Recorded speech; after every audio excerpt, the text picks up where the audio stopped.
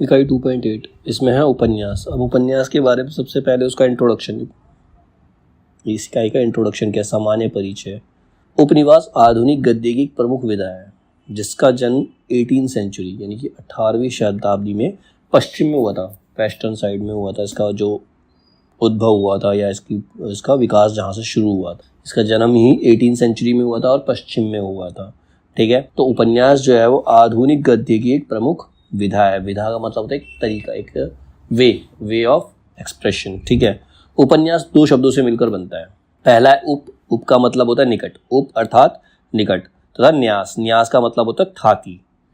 इस आधार पर उपन्यास का अर्थ है वह रचना जो सामाजिक जीवन के अत्यंत निकट हो, जो सामाजिक जीवन के निकट होती है उसको हम क्या बोलते हैं, उपन्यास। इसीलिए इसके अंदर गांवों के बारे में, अंचल के बारे में, उपन्यासों के अंदर इन्हीं चीज़ों के बारे में बताया जाता है। जो समाज के जितना निकट होता है, सामाजिक जीवन के निकट जो होती है उसी रचना को हम क्या कहते हैं, उपन्यास कहते हैं। ठीक है, ये उपन्यास की डेफिनेशन भी हो सकती है एक तरह से। सामाजिक जीवन के निकट होने के कारण ही उपन्यास को आधुनिक युग का महाकाव्य कहा जाता है। अभी सामाजिक जीवन के बहुत ज्यादा निकट होती है, पास होती है, इसीलिए इसे आधुनिक युग का महाकाव्य भी कह सकते हैं। रॉल्फ फॉक्स ने अपने प्रसिद्ध लेख, रॉल्फ फॉक्स एक राइटर थे, उन्होंने अपने प्रसिद्ध लेख the novel as an epic, उनका एक लेख है जिसका नाम है the novel as an epic, उपन्यास महाकाव्य के रूप में, इसका हिंदी वर्जन है।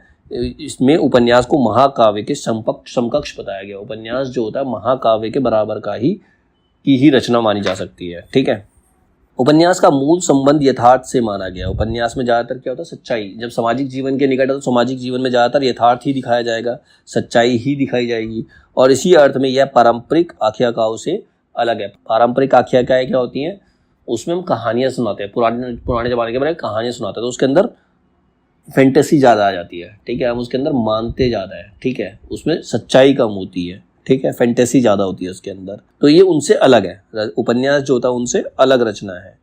विभिन्न आलोचकों ने इस यथार्थवादी आग्रह को उपन्यास का सामान्य कथा से भेदक तत्व माना है।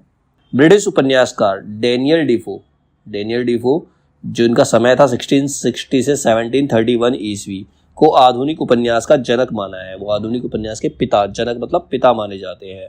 नॉवेल को बांग्ला और हिंदी में उपन्यास, उर्दू में नॉवेल, मराठी में कादम्बरी तथा गुजराती में नवल कथा की संज्ञा प्राप्त है। मतलब जो नॉवल होती है उसको बांग्ला और हिंदी में तो उपन्यास कहते हैं, नॉवल को ही बांग्ला भाषा और हिंदी में उपन्यास कहते हैं, नॉवल ही होती है एक तरह से। उर्दू में इसको नॉवेल कहते हैं, मराठी में इसको कादम्बरी कहते हैं, और गुजराती में इसको नवल कथा कहते हैं। ठीक है, भारत में उपन्यास की विधा पाश्चात्य साहित्य की देन है, मतलब पश्चिम से आया है, उन्होंने ही नॉवेल्स लिखना शुरू किया था। ठीक है, उपन्यास को ही नॉवेल्स कहते हैं। ठीक है, जिसका सबसे पहला प्रभाव बांग्ला साहित्य पर पड़ा। अंग्रेजी उपन्यासकार हेनरी फील्डिंग कृत टॉम जोन्स की तर्ज पर टेकचंद ठाकुर ने अलालेर घरेर दुलाल 1857 नामक उपन्यास रचा, जिसे कुछ विद्वान प्रथम बांग्ला उपन्यास भी मानते हैं।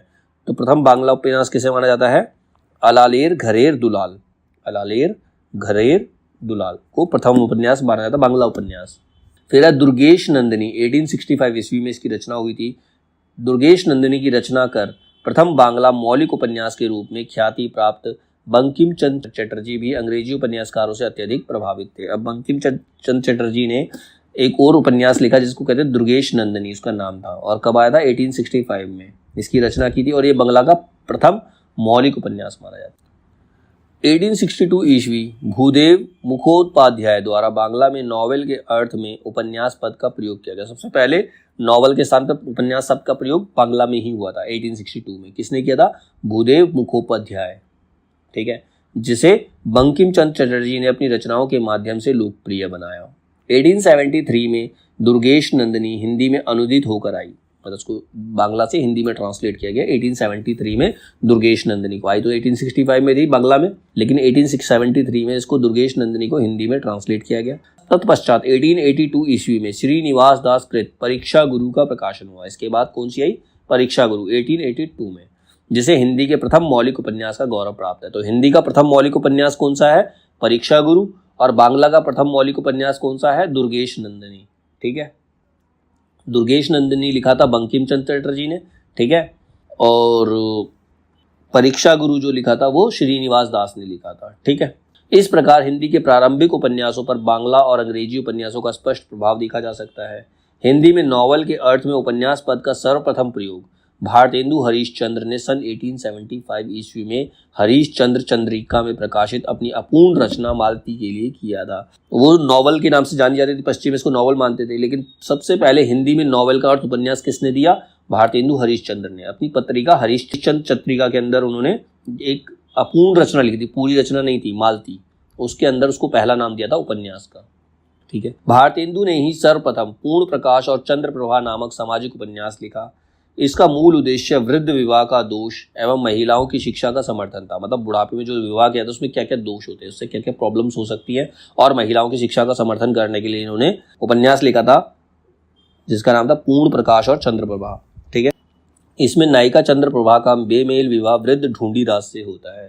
नायिका का नाम चंद्रप्रभा है, उनका विवाह एक वृद्ध से होता है जिसका नाम ढूंढीराज है। ठीक है, फिर अध्ययन की सुविधा के लिए हिंदी उपन्यास का काल विभाजन स्थूल रूप से प्रेमचंद पूर्व युग, प्रेमचंद युग, प्रेमचंदोत्तर युग तथा स्वतंत्रोत्तर युग के रूप में किया गया। उसको 4 युग में डिवाइड किया गया। एक है प्रेमचंद पूर्व युग, प्रेमचंद से पहले के युग के कवियों के बारे में बताया, उपन्यास किस किसने लिखे।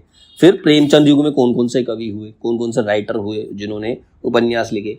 फिर प्रेमचंदोत्तर युग यानी कि प्रेमचंद के बाद वाले युग में कौन कौन से राइटर हुए जिन्होंने उपन्यास लिखे।